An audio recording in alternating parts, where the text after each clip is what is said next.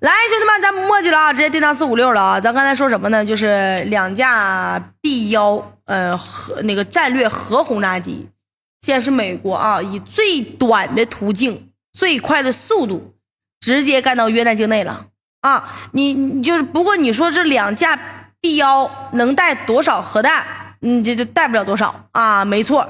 但这玩意儿它能吓唬住伊朗不？美国真敢不敢放？我不知道你们是怎么想的，反正我觉得啊，就伊朗现在呢，就应该是大概可能也许直接拿到蘑菇弹，但是呢，发射权在不在他手里面，那是一码事儿。最后有没有必要用，那还得另说。按照现在这个情况，我觉得这玩意儿其实呢，就是大哥给伊朗他有一张底牌，这个底牌呢，就是面对以色列的战术核武器，以色列不用，伊朗也不用。而以色列拿着核弹，那纯属是担忧。但是伊朗呢，他只有手里有这个玩意儿，家人们，那就跟有弹这个肾上腺素似的，能让伊朗也能让反伪武装的心里面有更大的底气。它是一张底牌，而不是一张必用的牌，知道不？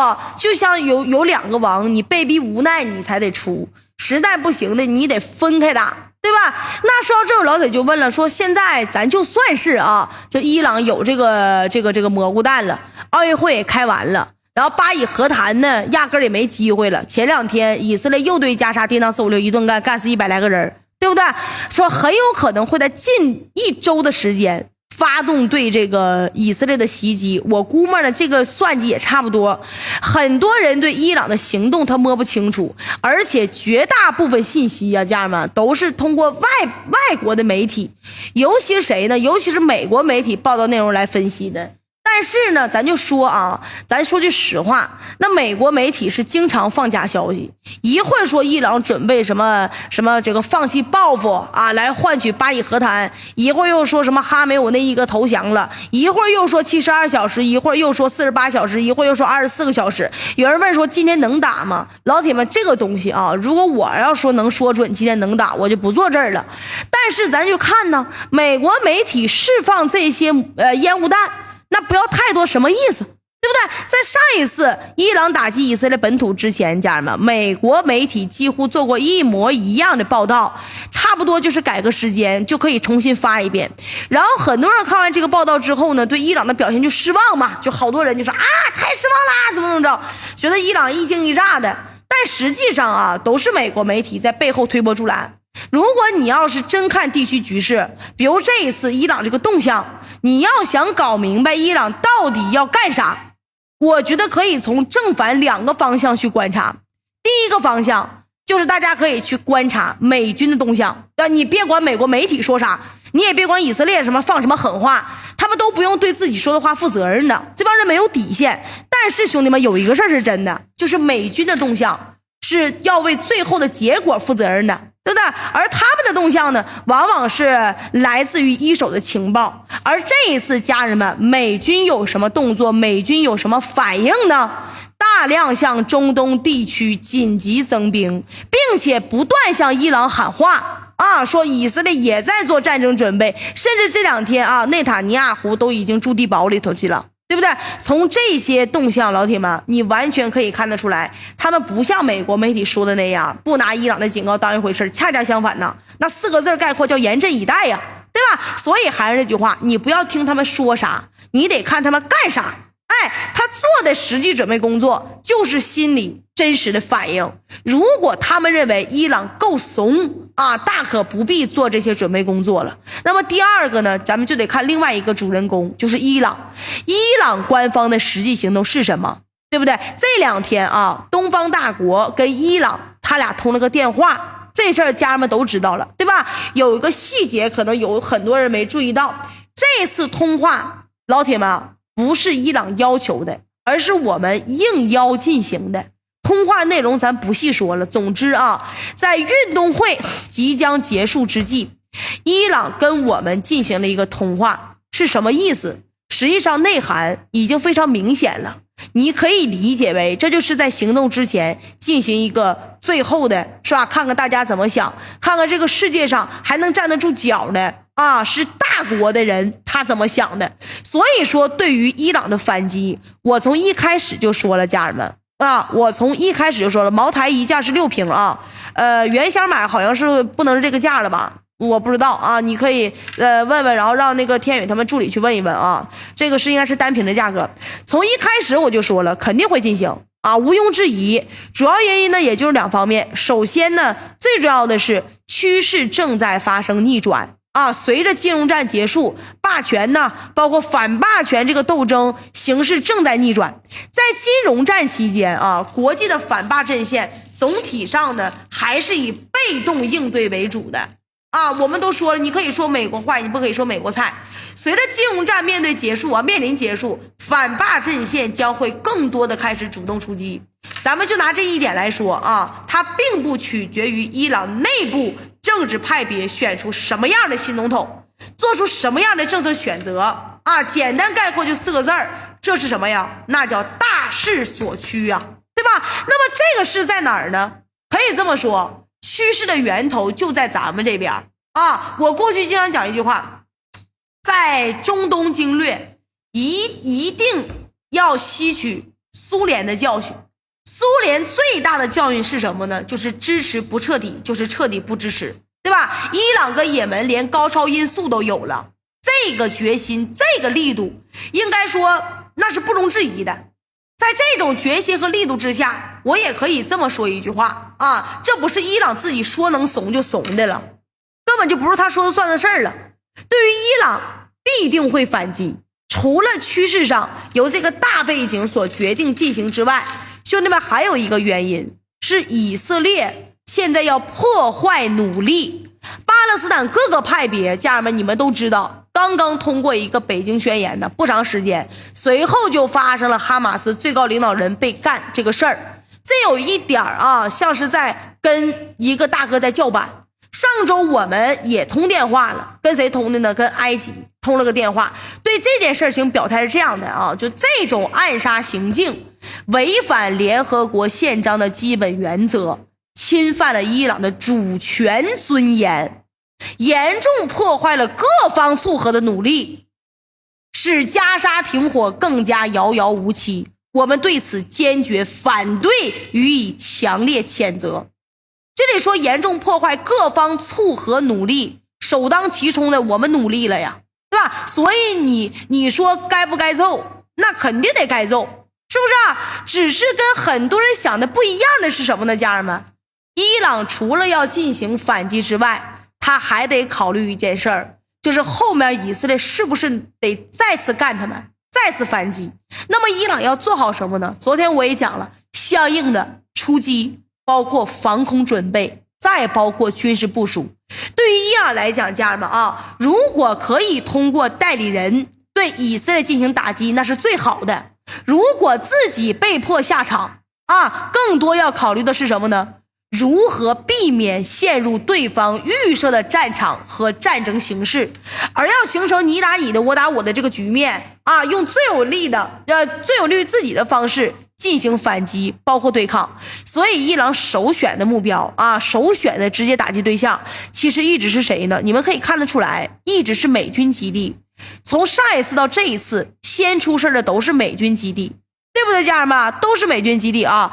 来，清和月听雨，来，我给你踢出去了啊！再也别来我直播间。对吧？现实情况就是这样的，美国用自己在中东的战争代理人对付伊朗，伊朗也想用自己的代理人来对付以色列。那么接下来怎么破这个局？我告诉你家人们，现在伊朗也难受，现在正在考虑，就考验他呢，对不对？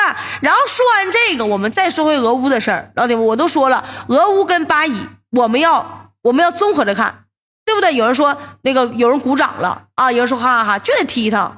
对吧？不是神经病吗？我让你来了，我卖货，我讲新闻的，我卖货讲不讲新闻？这是我们御林军的直播间，你一个直播灯牌你都不给我加，粉丝团你都不给我加，一个礼物你都不给我刷，你干啥呀？你凭什么你说我呀？对不对，家人们？自己家自己做主，所有的御林军说我能接受，不是御林军说我，你赶紧给我出去啊！我这是你挂别人家灯牌，你叮当456，你跟谁俩呢？对不对？咱这直播间我是不是有咱御林军有点主权呢？啊，咱回头啊，老铁们啊，咱直接看俄乌的这个事儿。最近还是有不少人在说什么俄罗斯要被乌克兰要被那个乌军全面拿下了，是不是啊？还有什么北约受到威胁了啊？又准备什么30万大军要入侵俄罗斯？看完之后，兄弟们我都想笑，真的。我就一个问题啊，假使说就1米站一个人，就1米就站一个人，俄罗斯现在得要多少军队去防边界？你们没算过吧？俄罗斯地大物博，这事大家都知道。地大物博证明什么？它的边界线长啊，对不对？跟别的国家接壤的那个部分长啊。你没算过1米站一个人，整个俄罗斯边防需要多少人？我告诉你们，我算了，440多万人。这事怎么说呢？光从这次的事儿，乌军几千人突然之间干到俄罗斯之后，散成一股股的，弄得俄罗斯人脚打后脑勺，到处撒丫子跑啊，撒丫子找，就是散走整个的边境的居民，把边境都快给散成无人区了。之后呢，还得费劲巴拉的把他们一个个给薅出来。你就明白俄罗斯这次处理这帮乌军得多浪费时间。他不是说处理不了，浪费时间。就像昨天有个老搞笑的事儿了，俄罗斯的一个居民啊，押了一个乌克兰军队的军官当人质了啊，不是当人质就是俘虏了。为啥呢？这个乌克兰军官想喝水，就到人家那个俄罗斯那个这个家里头去了。完了问他在哪儿来，他也说了啊，他说他也不想来，也不知道为啥就给派这边来了，也被逼无奈。不过这次战术上啊，虽然对俄罗斯没啥影响，但是呢，也不能就这么掉以轻心。为什么？因为经过这2天这个消息发酵吧，我觉得这事说不准，很有可能会是一场新战术的测试，而且还是专门针对俄罗斯的。你们想啊，老铁们，俄罗斯现在周边一圈啊，原来还是有点叫缓冲区，对不对？我们讲没讲过一个事儿？我说即使现在俄罗斯把乌克兰全都干下来了，其实俄罗斯在一定程度上他也输了。为啥呢？北边一个谁呀？北边一个芬兰，一个瑞典加北约了。芬兰跟瑞典跟俄罗斯的边界线多少啊？对不对？那里外里先整个俄罗斯，你看地多斯，你全是针对俄罗斯的。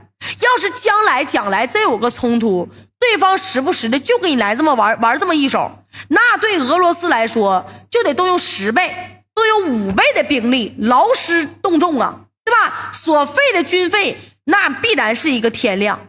那么说到这儿啊，你们可能会觉得说俄罗斯有核武器，不至于害怕北约搞这个入侵。要按照常理来说，是不是这样的？是这样。但是呢，俄罗斯它其实有一个致命的弱点。什么弱点呢？这个事儿我之前啊，我聊阿富汗战争的时候我就讲过，我说当时在阿富汗，美军不光地面武装，还有侦察设施呢啊，那都是塔利班，所以说没办法比。但为啥美军最后他输了呢？因为整个战争对塔利班来说那是单向的，那是透明的。什么概念？美军这边刚一动，他在基地附近的人就赶紧用各种办法把信息给送出去了，手段老多了。比如说手机啊讲暗语，到固定地点弄件什么红色的衣服，朝着远处，然后那个灰内部才懂得祈语啥的。怎么说呢？美军当时在阿富汗的一举一动都被他们看得一清二楚，任何军事行动没有隐蔽性，懂不懂？完全暴露在塔利班这个聚光灯之下了。那俄乌战争呢，反过来了，知道吧？虽然说俄罗斯能力很强，但是呢，欧美这个侦察能力显然更强啊，像卫星啊，像预警机呀，像侦察机，像无人机呀，地面侦察设备呀，海上侦察设备呀，七七八八一大堆。那俄罗斯这边就存在一定的问题了，对不对？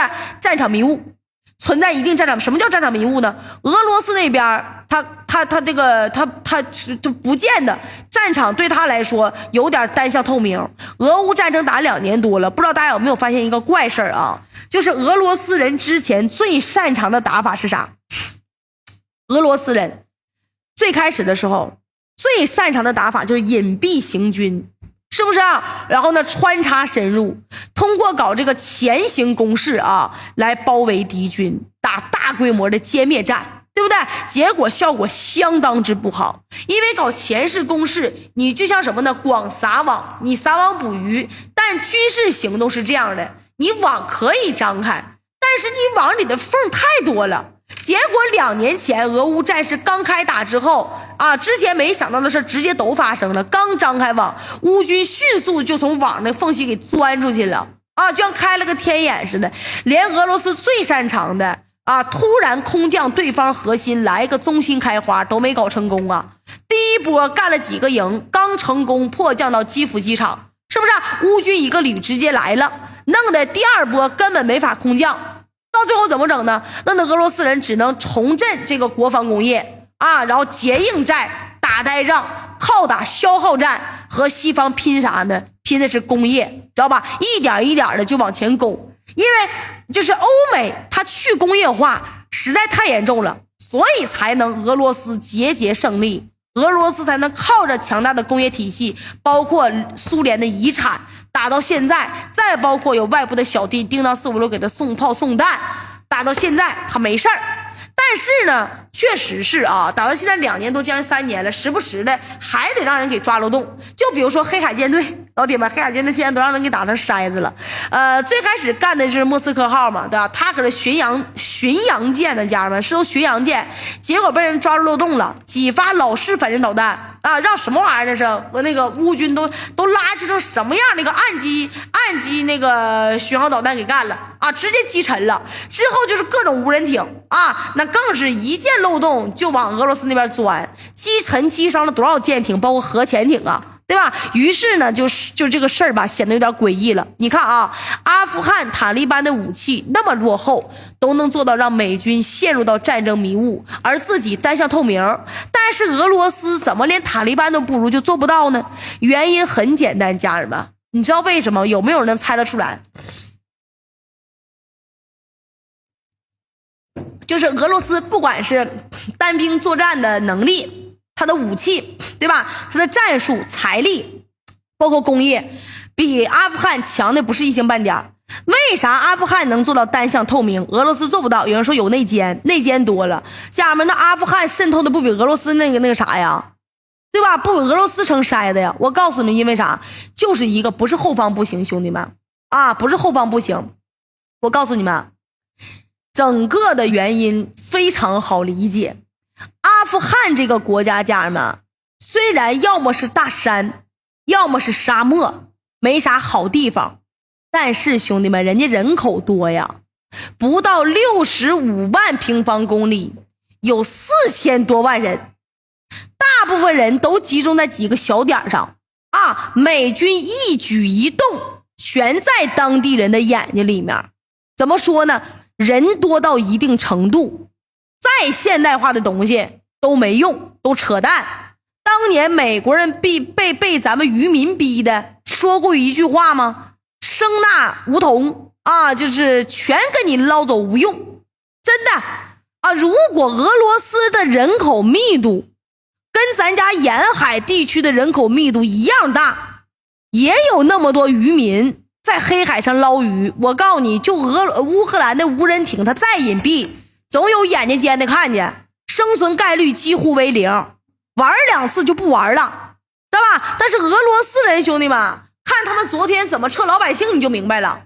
老百姓一报告说看见乌军小分队了，那不管321，先把整个区930多平方公里啊，兄弟们，你知道930多平方公里多少人吗？1.8万平民全撤。这支乌军小分队人才多少不知道，现在在哪儿呢也不知道，两眼一抹黑。但这个小分队他们手里面拿着西方给的相关仪器呀，那可不见得是两眼一抹黑呀，对吧？哪儿有什么漏洞他们说不定都清楚。这事怎么说呢？还是哑巴吃黄连，有苦说不出，吃了人口密度太低的亏。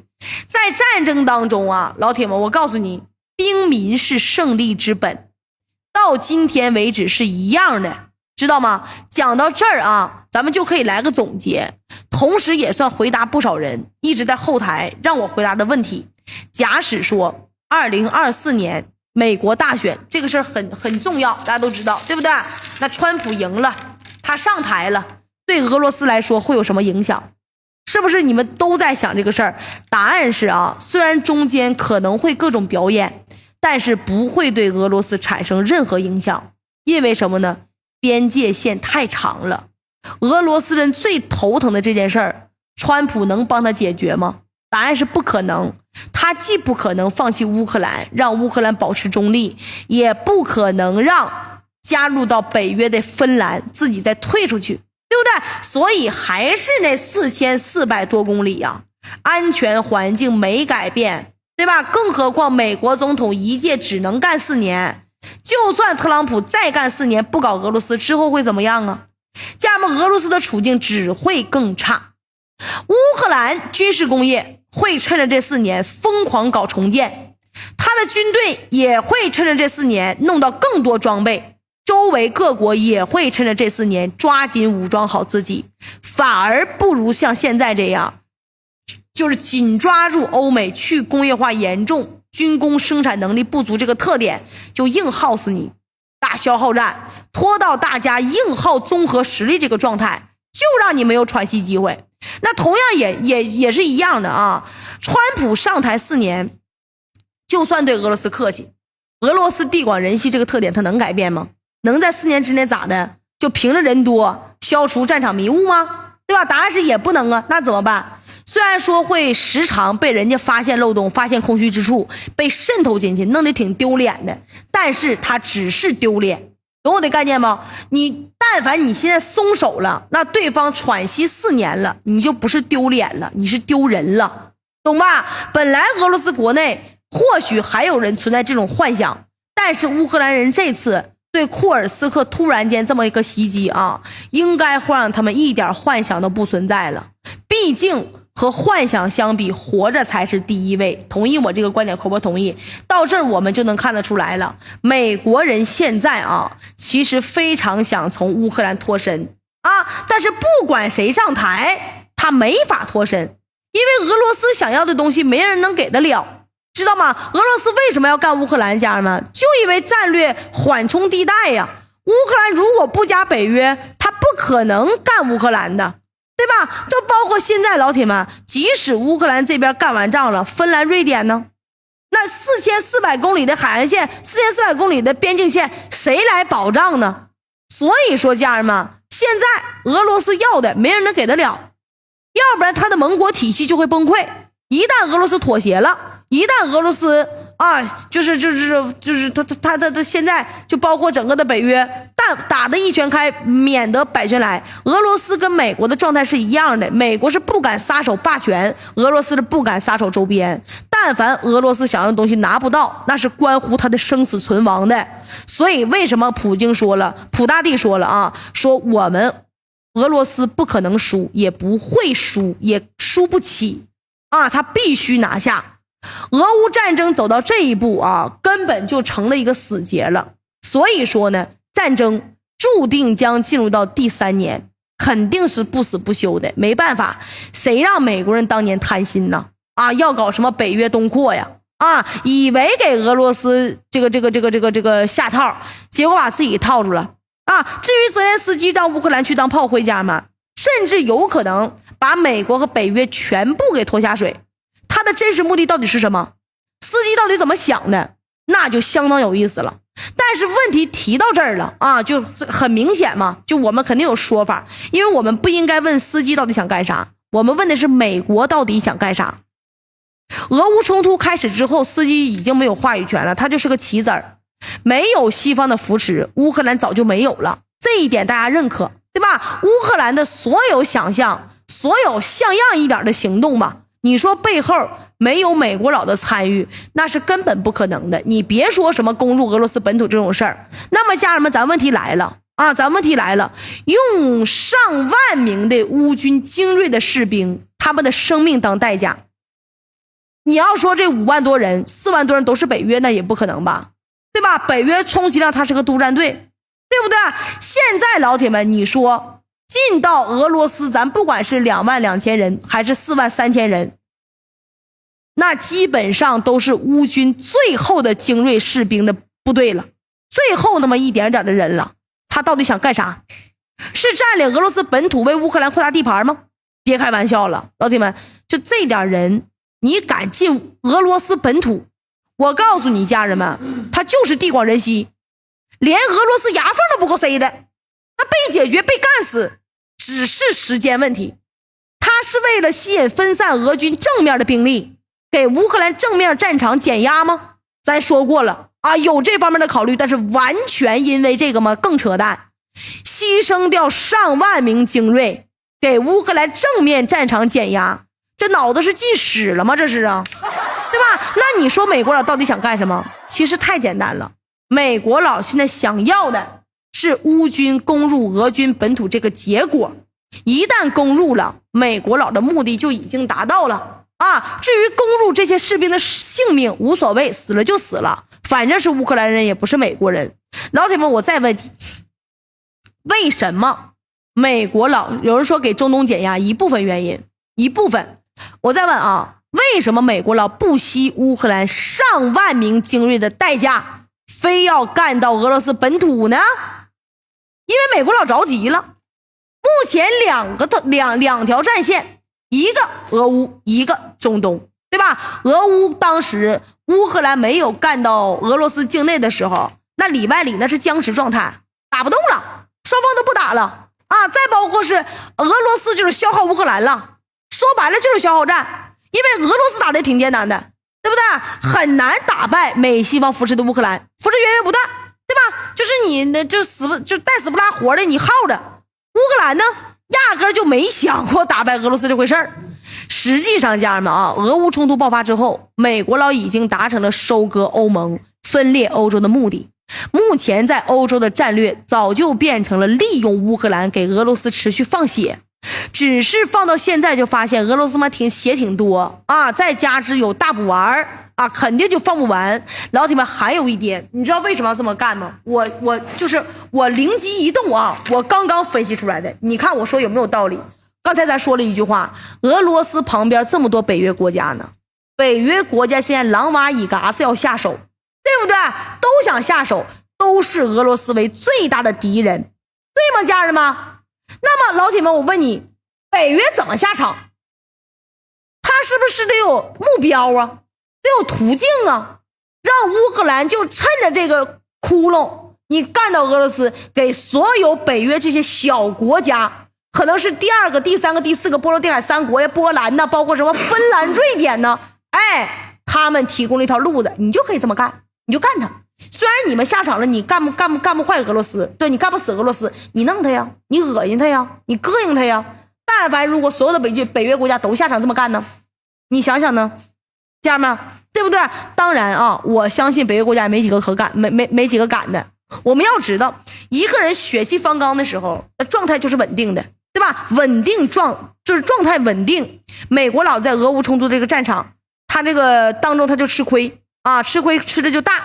因为随着时间的推移，之前收割欧盟的那点资产全都得吐出来。为什么呢？我跟大家说了，我说你别看这些欧盟啊、欧洲国家呀、北约国家支持乌克兰，但是大头都是人美国拿的。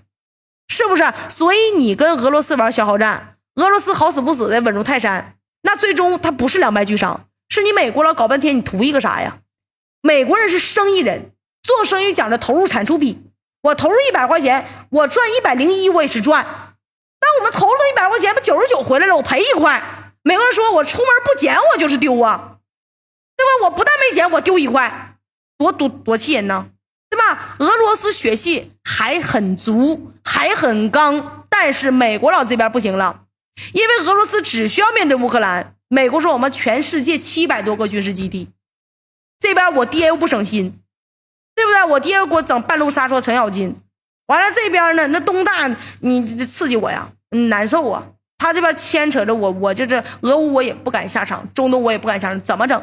被逼无奈，他血气不足了，应该补了啊！大家知道以色列前几天把哈马斯最高领导人在伊朗给暗杀了，在首都杀的吗？对吧？伊朗已经誓言了，说老子必须报复。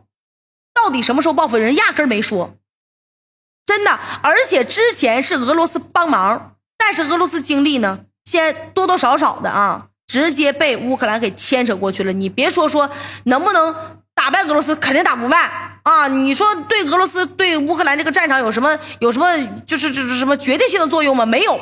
就俄罗斯现在，你别说你进攻人家这个什么州了，你把人黑海舰队全给干爆了，对俄罗斯在乌克兰的军事行动没有影响，对吧？所所以说，但是你说对俄罗斯的精力有没有分散？确实是有的，他不能放任自己的本土被干，他不管啊。但是老铁们，重要吗？不重要了，因为中东的地方我告诉大家了，如在北极航道没有被开发，北极这个地方的资源没有被开发这个情况之下，任何大国能够称得视为世界的大国，尤其前3的老铁，你都别说咱们了，就连阿三，就连小八嘎，他都想在中东就踹一脚插一针，对吧？你别说咱们了，这个地方是所有的大国五常国家不可能放弃的，它代表着资源，它代表着地缘，你整个世界的所有的航道，你但凡因为欧亚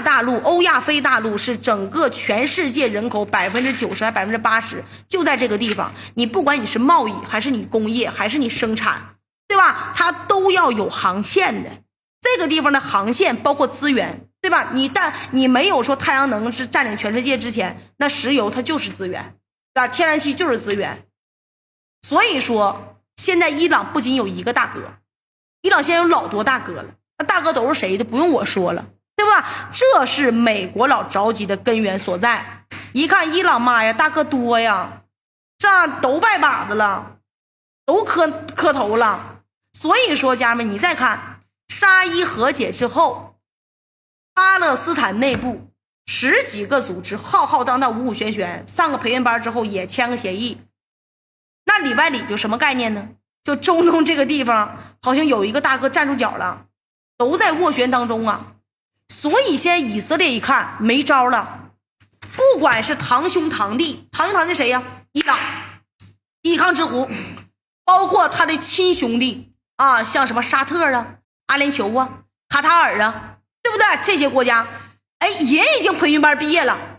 妈呀，这个时候如果我再不下场，我再不把我这个好大儿给拖下场，最后一口气儿要让俄乌给毁灭了，要在亚太这边给弄瘪过了，我以色列我就废了，对吧？加沙签协议，这边沙伊和解，另外这几个12个14个王爷国培训班回去了啊，说不定还有个代打行动，那我怎么混呢？我混不了了。所以美国也着急了，知道吗？但是美国不愿意，他肯定不愿意下场。于是呢，内塔尼亚胡就走了个极端，就暗杀算个屁呀！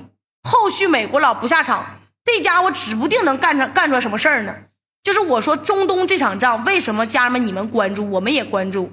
他打的不是军事战争了，他打的叫政治战争，他破坏的叫政治底线。就1战2战死这么多人，我就问你，在战场上或者在战场之外，哪个国家大手的哪个国家老大被人暗杀死的？没有吧？这叫政治底线。就像两伙人啊，一小孩，对不对？打架，小孩打架的时候，你家长不能下场，那孩子的事孩子解决，对不对？那解决完了，你家长下场了，家长把人小孩给干了，那是啥事儿啊？那就没有底线了，对吧？以大欺小嘛。所以现在这个世界上就最可怕的就是这样的。你看现在啊，像土耳其干死了那个虽然是恐怖组织的头脑，对吧？然后再包括整个像塞尔维亚也在政变，是不是？整个现在世界都乱套了。伊朗现在誓言要报复，他必然得报复。而且老铁们，我推测我估摸妖摸啊，大概也许可能就在最近一段时间了。问题是什么呢？无论伊朗用什么手段报复，内塔尼亚胡不带善罢甘休的，肯定得继续加码，把这个事情扩大化，从而刺激美国下场。内塔尼亚胡最终的目的就是美国下场，无一例外，每一次都是这样的。开启第6次中东战争，我说过这件事儿，包括现在这个时机，不是美国最好的时机，也不是以色列最好的时机。现在以色列在中东面临的问题，跟大老美在亚太面临的问题是一样的，不是最好的时机，而是最后的时机。这就大势所趋，我们叫百年未有之大变局。什么叫大变局？这个叫趋势。国运来了挡不住，你国运你该拉稀你就得拉稀，对吧？因为在我们北京宣言之后啊，如今的以色列就在中东，咱可以用4个字来概括，叫孤家寡人。那么内塔尼亚胡注定只能是把美国佬往死里逼呀，躲得过初一，你可躲不过15啊，对吧？随着时间的推移，美国佬注定卷到这场战争，哪怕自己不下场也得拖死你，你就无暇东顾了嘛。那这就是给我们明牌了，兄弟们，给美国佬上了一个死套，这叫阳谋，而且你解不了，对吧？敢问阁下准备如何应对呀？那美国佬出牌的核心就俩字儿，兄弟们，美国佬现在就2个字，加速，赶紧的，你快点解决，要不然你打死所有加沙人，你这地盘都给你，对吧？我们也不管了，我们睁一只眼闭一只眼，要不你别吵吵，行不？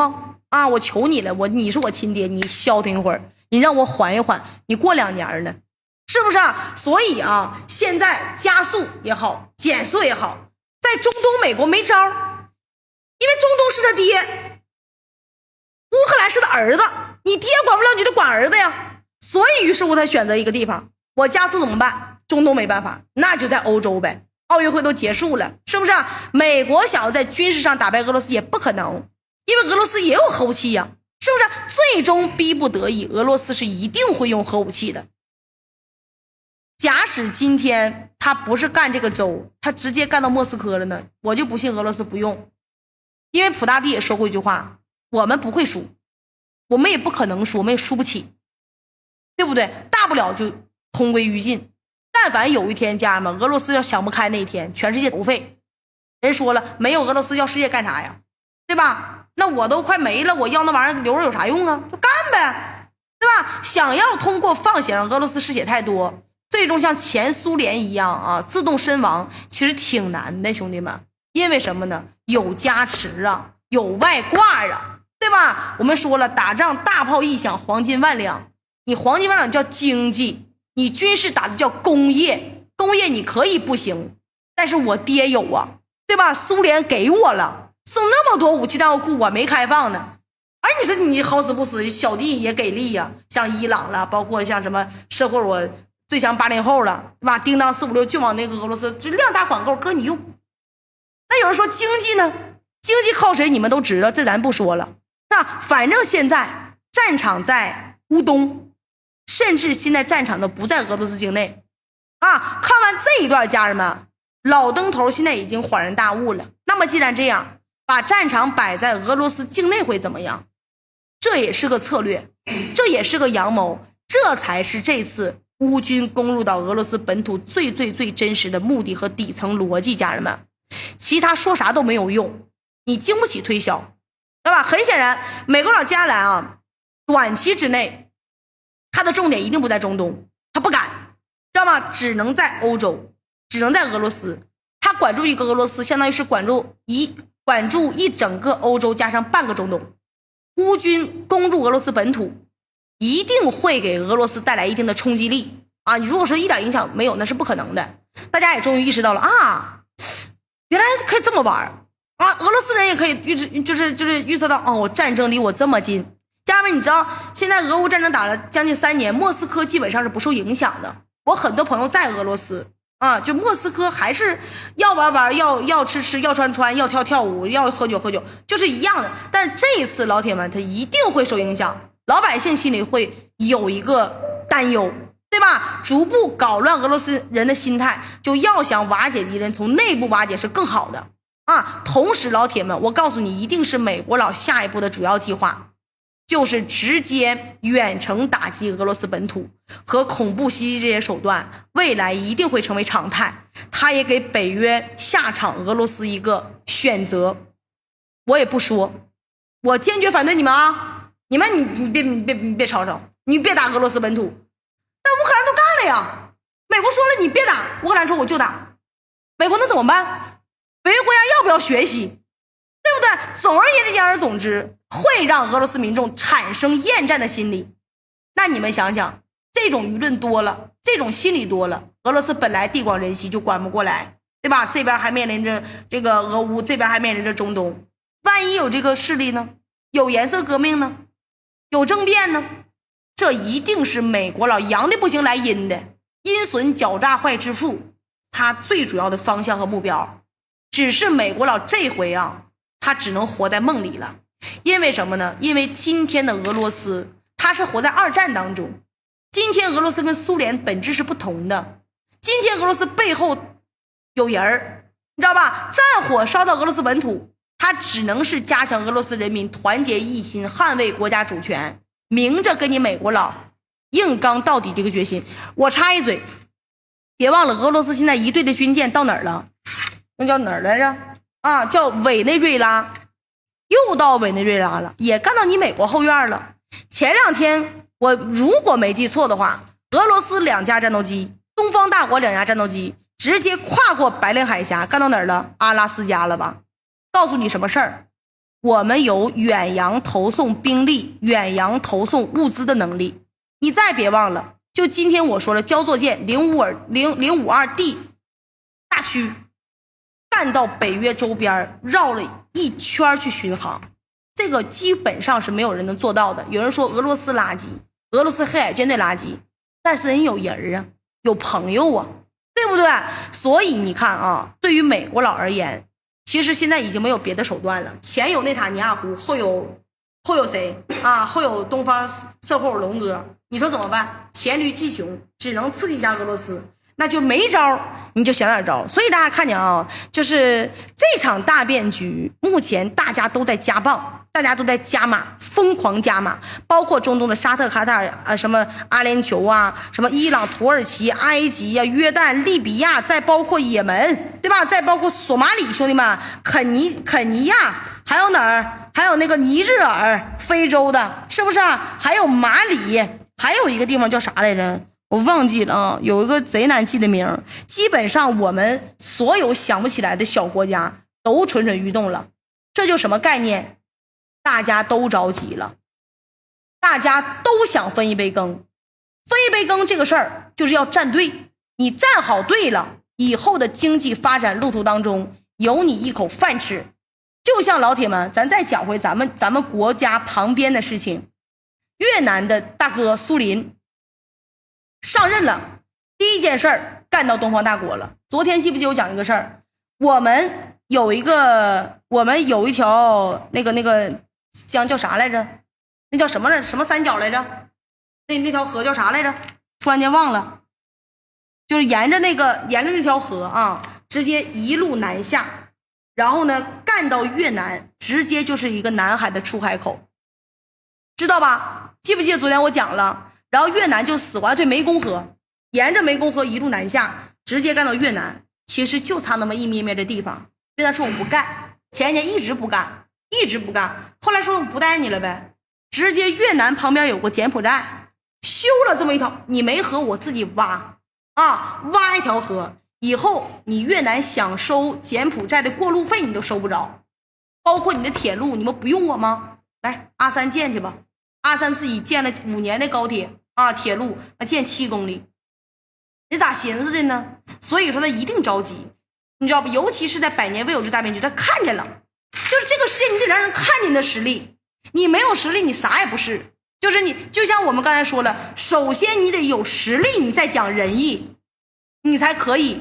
你有实力没仁义你走不长，但是你只有仁义你没实力你都活不了。这个世界就这样，整个企业整个人整个国家都是这样的。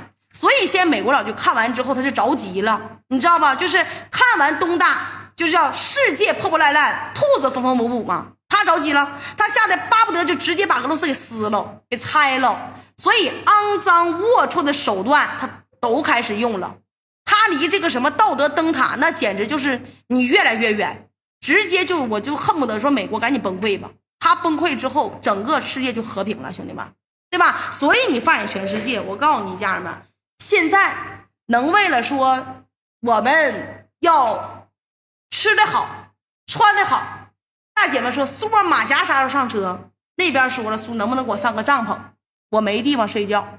就包括很多姐姐哥哥们就说了，你说我们想要活得更好，他们那边想的是我们怎么活着啊，这个就是世界的现状。兄弟们，还是那句话，我说过100遍，生在红旗下长在春风里，我们真的是生为华夏儿女，我们很幸福，这个幸福。而且现在你看啊，就是你们应该都有孙子孙女或者是儿子儿媳妇了，或者是女儿了，越年轻的人越爱国。有没有发现？因为年轻人他出去看过世界，他知道我们东方大国在这个世界上是个什么样的存在。我们国内一些技术，包括国内一些制造，你在国外就包括我们过安检，就整个你出入境那个出入口岸，我们就是很先进。就是你看迪拜，对不对？阿联酋那是世界上最富有的城市了吧？那过个安检还得排队呢，我们这边自动过安检。首都机场、大兴机场，我们托一个行李都可以自动托运，这就叫中国智慧，叫中国制造。就包括老铁们，就是我们刚才给大家上的这个